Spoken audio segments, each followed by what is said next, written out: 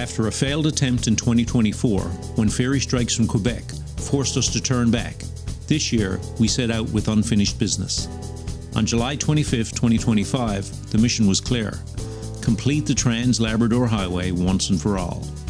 Our route was ambitious, first crossing Newfoundland, then riding north to L'Anse Meadows before doubling back for the ferry to Labrador. From there, we'd follow the coast and ride the legendary Trans-Labrador Highway through to Quebec. Finally, we'd continue into the Maritimes, exploring New Brunswick, Prince Edward Island, and Nova Scotia before catching the ferry home to Newfoundland. Over 5,000 kilometers of road, rugged landscapes, and an adventure to remember forever.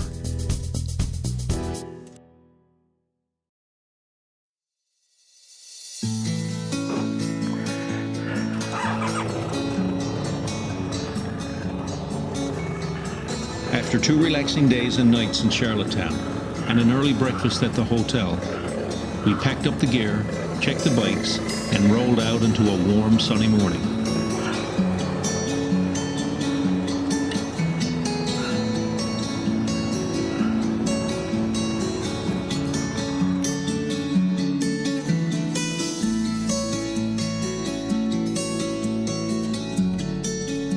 PEI was our last real pause before the push toward the ferry in North Sydney. Even though Labrador was behind us, this whole trip has been connected. One long loop around the Atlantic provinces, every mile adding another layer to the experience.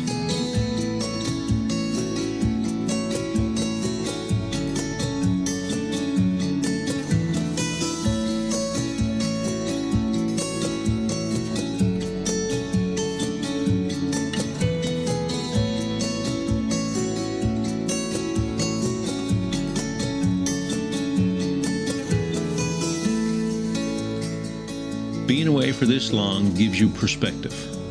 Distance has a funny way of reminding you what matters. The people you miss, the routines you never thought about, the comfort of home. And as much as the road heals, it also makes you appreciate where you come from.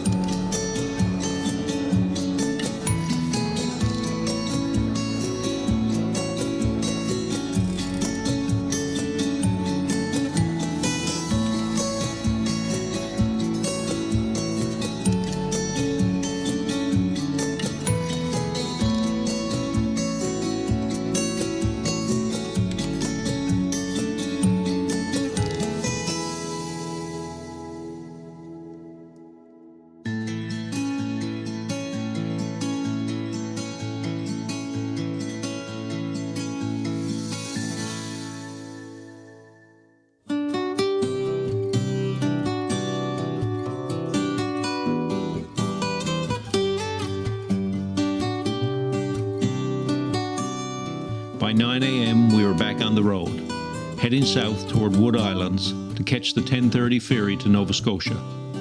It was a perfect morning. That bright PEI golden glow that makes the rolling hills and red farmland look almost painted.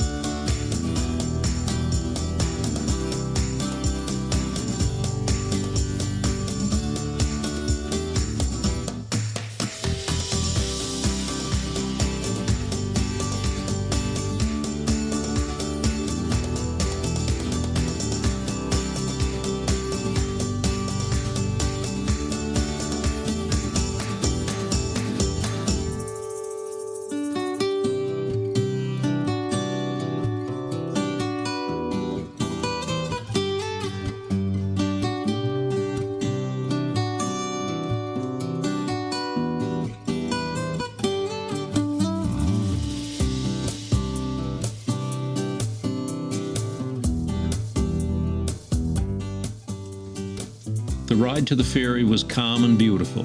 PEI always delivers.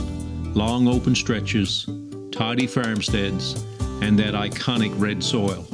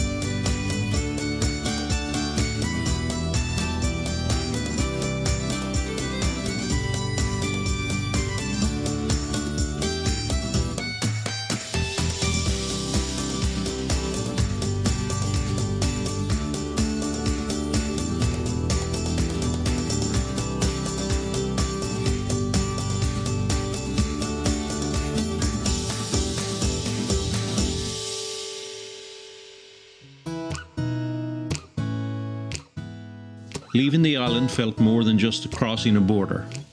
After nearly 2 weeks on the road, it felt like another turning point, the beginning of the final push toward home.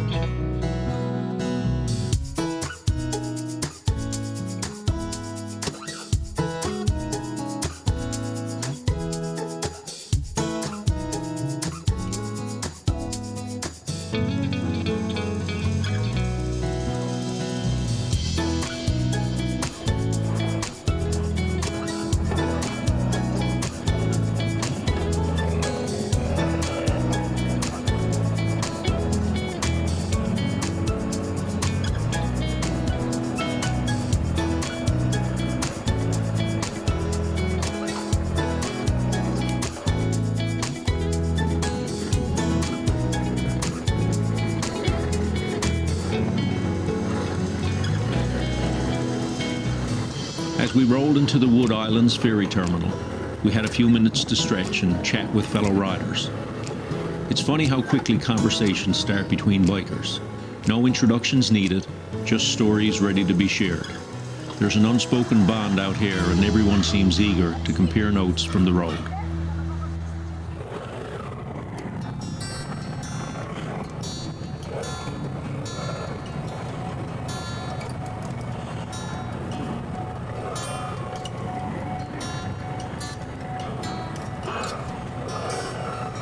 Soon it was time to load the bikes and strap them down for safekeeping for the 75-minute crossing.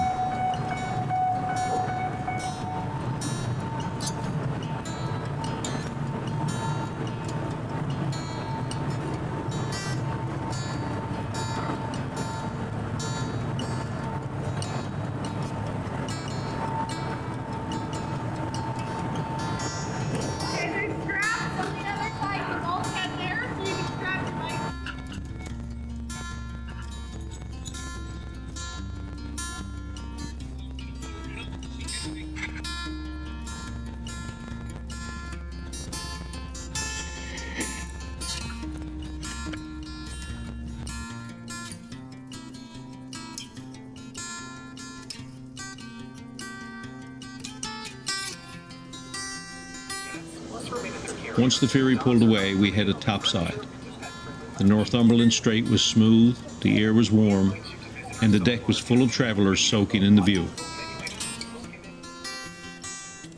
We talked to a few fellow riders, and as always, it only takes a spark to turn strangers into friends when you're traveling by motorcycle. Watching PEI slowly fade behind us, and Nova Scotia rise ahead, it felt symbolic. Another chapter closing and another one opening.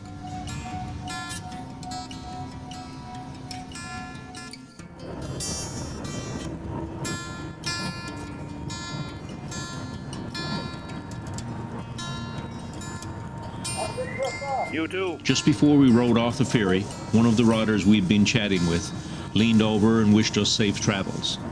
I returned the good vibes with a fist bump, and we rode for a while as an unofficial 4-bike pack, before eventually peeling off on our own routes.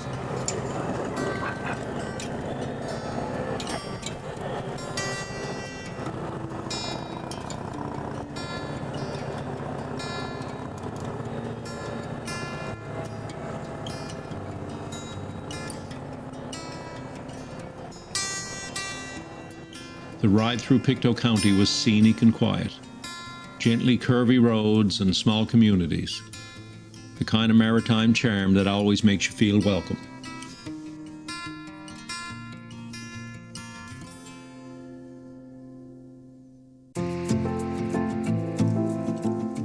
Somewhere along these roads, the ride became more than a route on a map. The days blended, the provinces passed, and the adventure took on a rhythm of its own. Every bridge, every ferry, every unfamiliar road, they've all been stepping stones leading us home.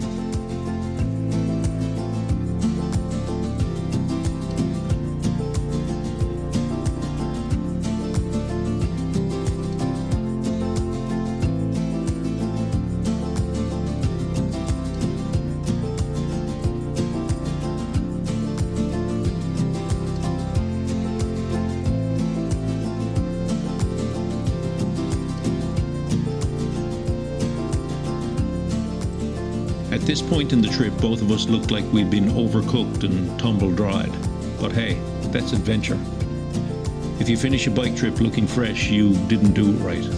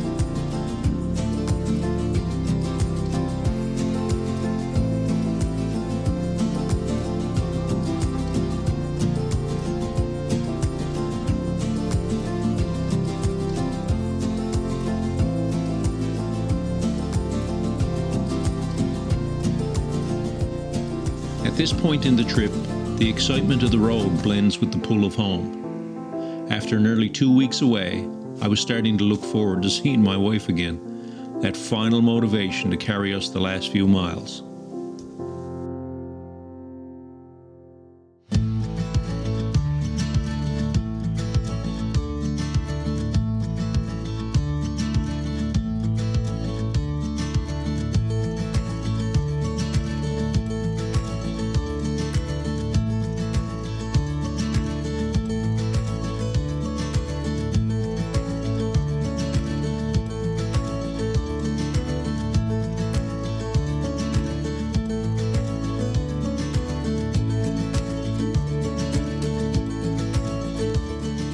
We started this adventure with a ferry, and we'll end it with one too. There's something fitting about that, like the journey knows how to close its own loop.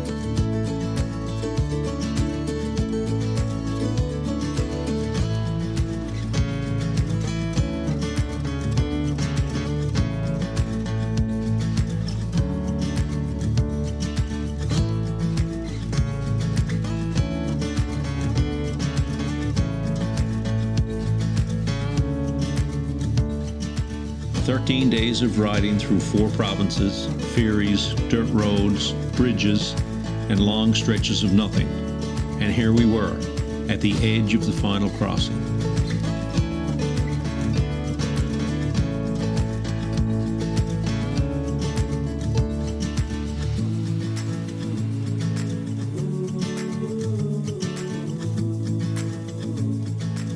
People imagine motorcycle travel as glamorous.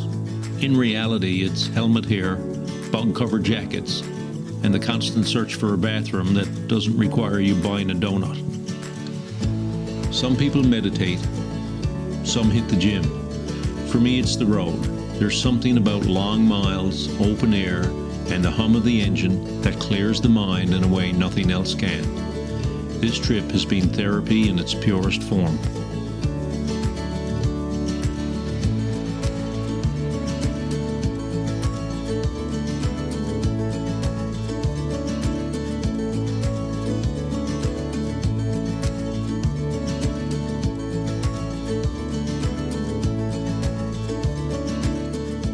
Traveling by motorcycle means you don't just see the landscape, you feel it. The salt in the air, the warmth of the sun, the cool shade in the valleys. It all becomes part of the ride. And that's why journeys like this stay with you long after the roads fade.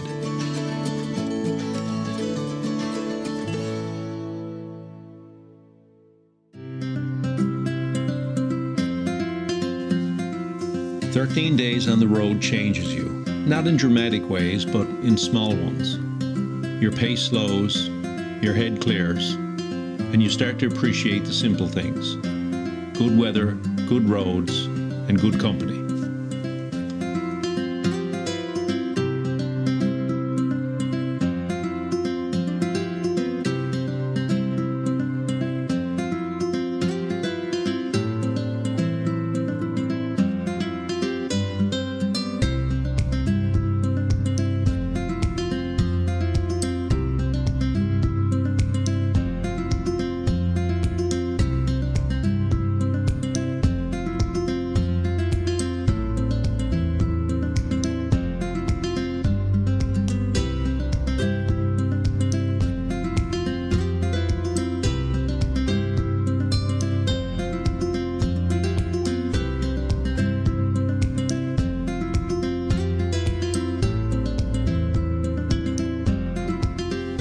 Reaching the Canso Causeway is always a moment. The narrow stretch of land and the steel frame bridge connect mainland Nova Scotia to Cape Breton Island, and the crossing feels like entering a different world. The landscape shifts almost instantly. Steeper hills, rougher coastline, and that unmistakable Cape Breton energy.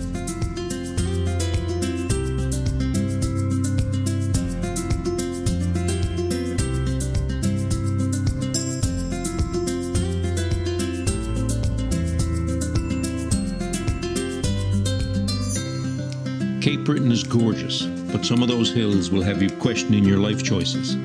One second you're admiring the view, and the next you're hanging on like you're in a James Bond chase scene.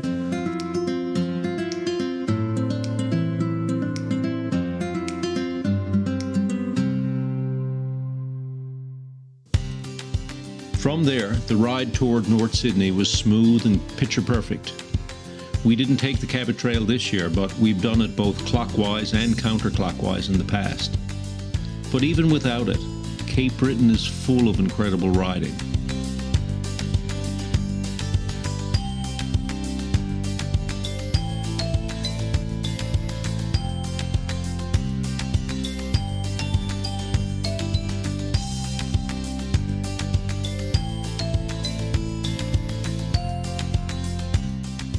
Here the camera captured a big one, the Seal Island Bridge.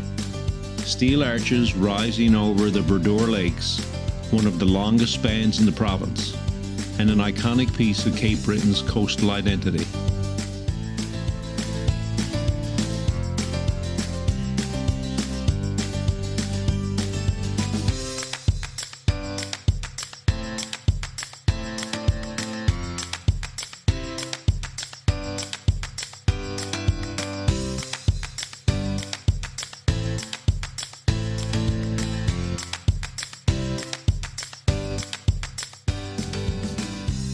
Rolling into North Sydney felt like a milestone, almost like the true end of the road. Even though the ferry home was still a day away, it marked the end of our time off the island, the end of that road mode rhythm, and the beginning of the transition back to real life.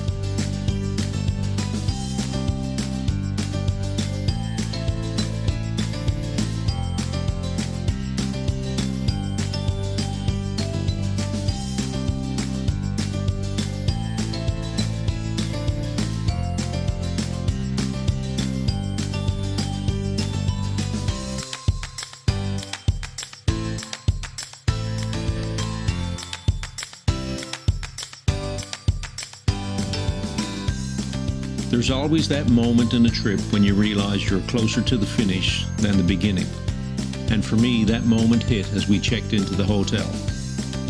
The excitement of the ride blended with anticipation of home, two feelings pulling in the same direction. Tomorrow we'd sail home, but tonight we enjoyed that rare feeling, the peaceful satisfaction of a journey nearly complete.